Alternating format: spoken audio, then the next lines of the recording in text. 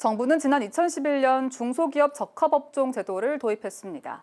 중소기업을 보호하고 중소기업의 경쟁력을 높이기 위해 중소기업 적합업종으로 선정된 품목 업종에 대해서는 대기업의 시장 진입과 확장을 제한하도록 한 건데요. 이렇게 중소기업 사업 영역을 보호하기 위해 도입된 중소기업 적합업종 제도를 점진적으로 폐지해야 한다는 국책연구기관의 제언이 나왔습니다. 기업 규모만을 기준으로 특정 업종에서 생산 활동을 제한하는 제도는 의도치 않게 경제 전반의 자원 배분의 효율성을 저해한다는 겁니다. 이동규 기자입니다.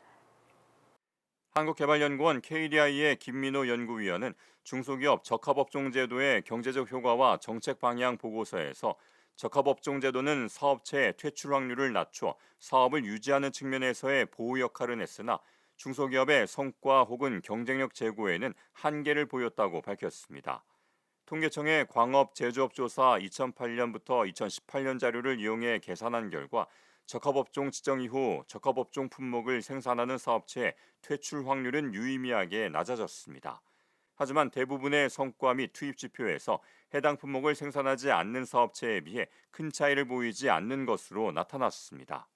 적합업종 품목 생산업체의 1인당 인건비도 적합업종 지정 이후 감소한 것으로 나타났는데 김 연구위원은 적합업종 사업체들이 기존 고용에 대한 임금 수준을 상대적으로 높이지 않았거나 신규 고용에 대한 임금 수준이 낮을 가능성이 있다고 설명했습니다.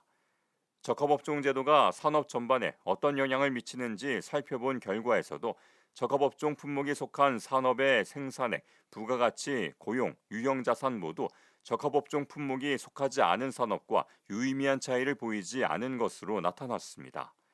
김 연구위원은 적합업종 제도가 보호기간에 중소기업의 생산활동에 일부 긍정적인 영향을 줄 수 있으나 대기업의 생산활동을 위축시켜 산업 전반에는 긍정적인 영향을 미치지 못한 것으로 보인다며 중소기업 적합업종 합의의 신규 신청을 중지하고 현 지정업종에 대한 해제 시기를 예시해 점진적 폐지를 추진해야 한다고 제언했습니다.